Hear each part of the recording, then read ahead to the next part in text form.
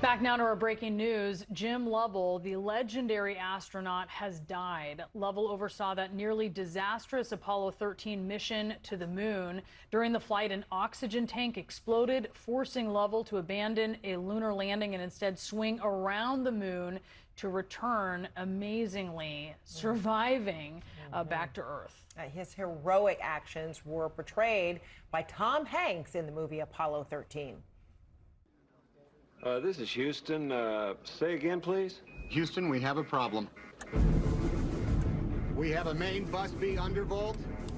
We've got a lot of thruster activity here, Houston. It just went offline. Oh, there's another master alarm, Houston. I'm checking the quad. I want to bring in now former NASA astronaut Leroy Chow. Leroy, glad to be with us. I mean, you were just 10 years old when the Apollo 13 mission took place.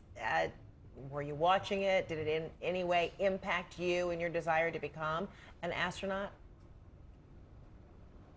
Well, sure. I was inspired by Apollo 11 to, want to become an astronaut myself. I'd always loved airplanes and rockets even before, and I followed all those missions with a lot of interest. And so certainly Apollo 13 was riveting to me, and, it was a real pleasure and honor many, many years later to actually get to meet Jim Lovell, just my second week into being an astronaut here at NASA.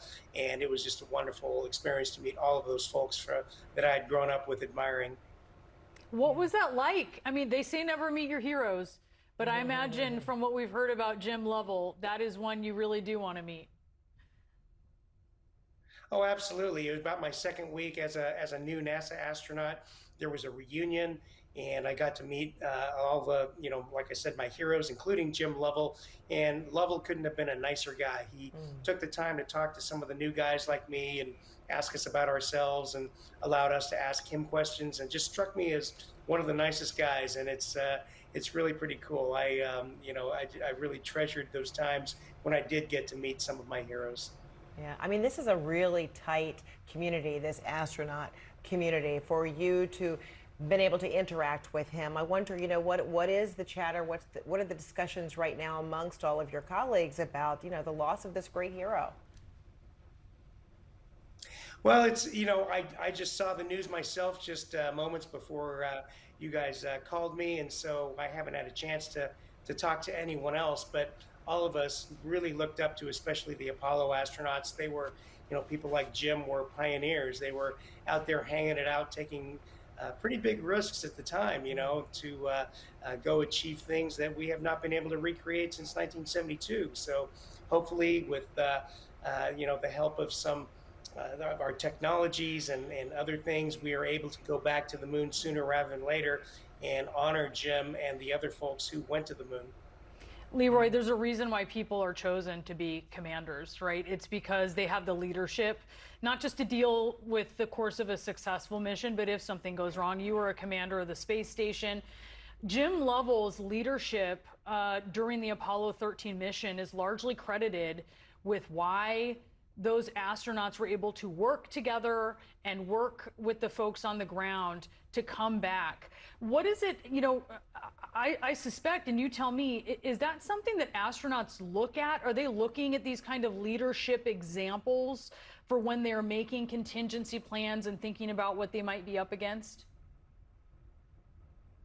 Sure, of course, NASA is very deliberate in crew assignments and responsibilities of each crew member, so they don't make assignments for a commander lightly.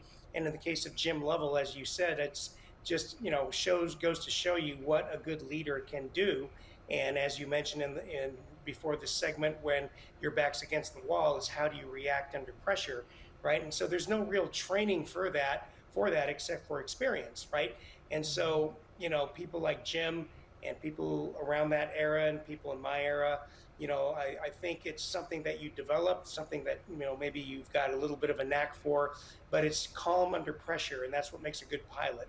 That's what makes a great pilot, is someone who can stay calm in the face of an emergency and then do the necessary things that you've been trained to do to try to save yourself and your crew and your vehicle. Yeah. What an extraordinary individual. I mean, what a hero and what a legacy, right? What a beautiful life. Leroy Chow, thank you so much. Oh, absolutely. Yeah. My pleasure. Thank you. We'll be right back.